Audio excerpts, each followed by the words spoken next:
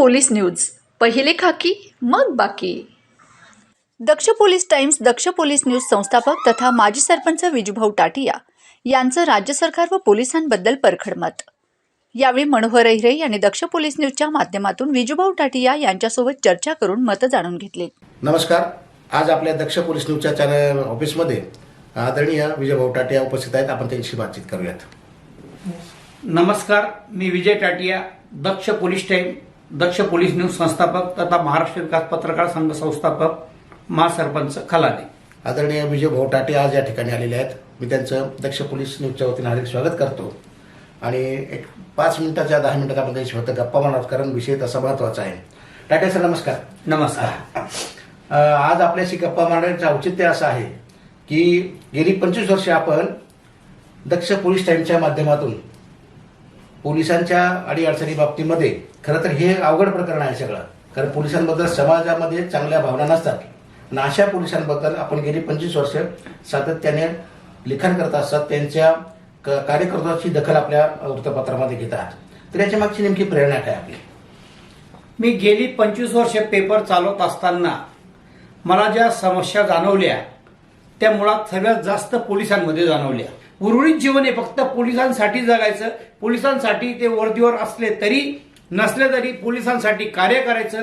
आणि मी गेल्या 10 वर्षापासून देवेंद्र फडणवीस साहेबांचं सरकार असो, कुठलंही सरकार असो, आम्ही शासनाला एकच विनंती करतो की पोलिसांना त्रास देऊ नका, पोलिसांना त्रास देऊ नका, कारण की त्यांच्या वर्षावर आपलं हे चालू आहे. त्यांना त्रास दिला तर हा देश उद्ध्वस्त झाल्याशिवाय राहणार नाही.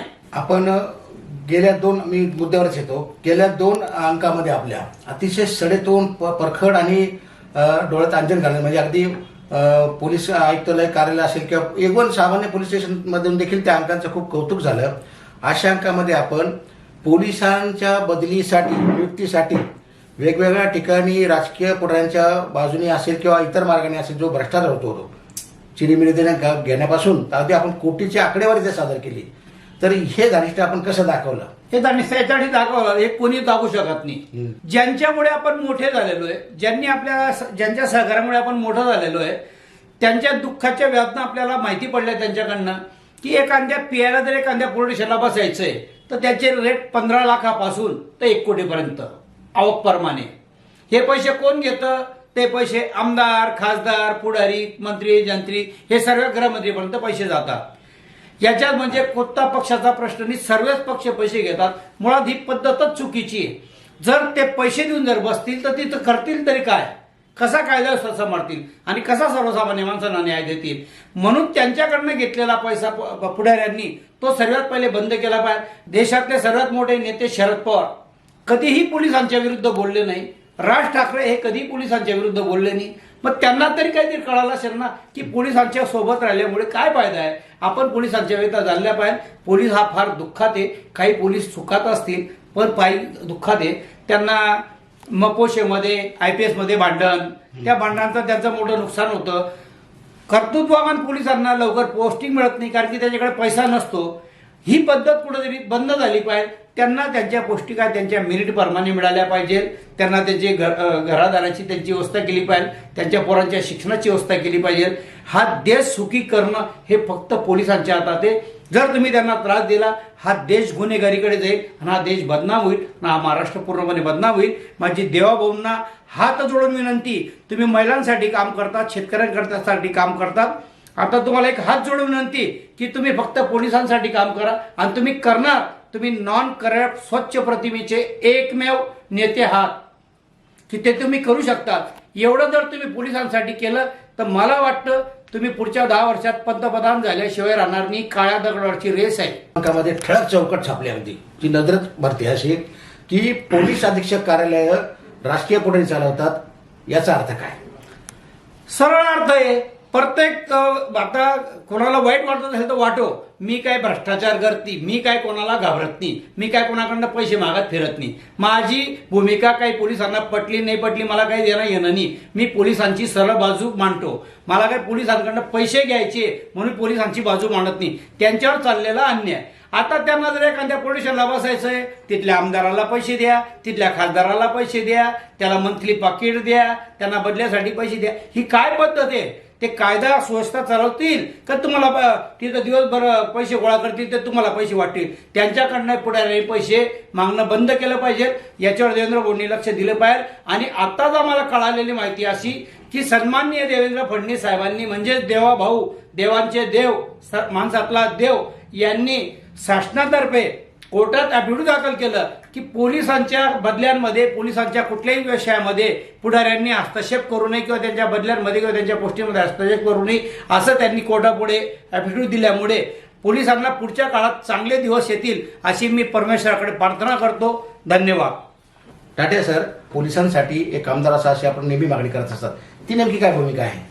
असं आहे की शिक्षकांसाठी न्याय मागण्यासाठी ज्यांचा शिक्षक असतो, आपल्या सर्वसामान्यांसाठी न्याय मागण्यासाठी आमदार खासदार असतो, तर पोलिसांच्या ज्या व्यथा आहेत, पोलिसांच्या ज्या कथा आहेत, ह्याही आपल्या वरिष्ठांना कळाल्या पाहिजे. म्हणून पोलिसांचा सुद्धा एक आमदार असला पाहिजे, म्हणजे त्यांना न्याय मिळेल. कारण की ती सर्वात मोठी बाब आहे.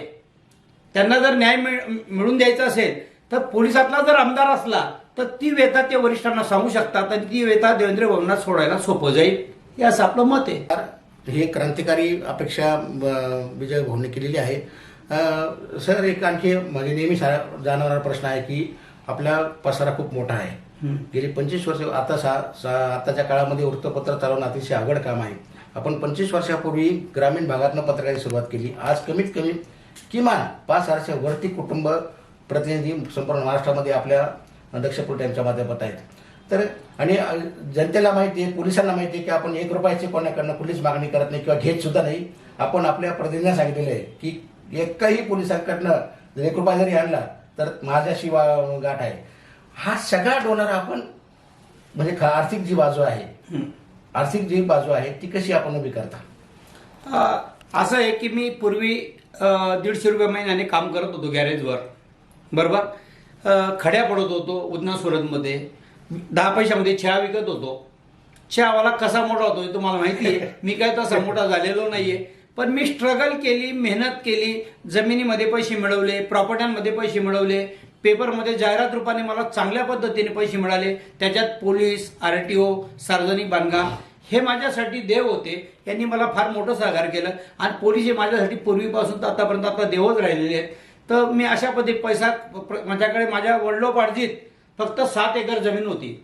मी माझ्या स्ट्रगलने, माझ्या मेहनतीने 15 वर्षामध्ये मी 100 एकर जमीन केली आणि 100 एकर जमीन नंतर 40 एकर जमीन मी गावासाठी, सर्वसामान्य जनतेसाठी विकून टाकली.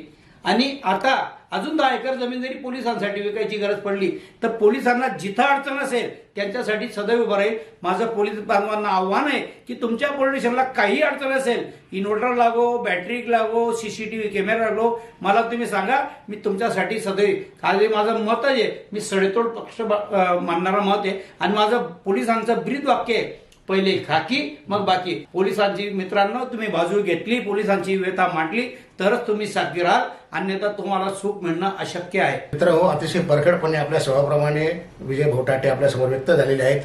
महाराष्ट्र शासनाने आदरणीय मुख्यमंत्री देवेंद्रजी फडणवीस यांच्या सरकारने कोर्टामध्ये पोलीस खात्याच्या बदली संदर्भात कुठल्याही प्रकारच्या पुढाऱ्याचा हस्तक्षेप चालणार नाही असं ठणकावून सांगितलं होतं.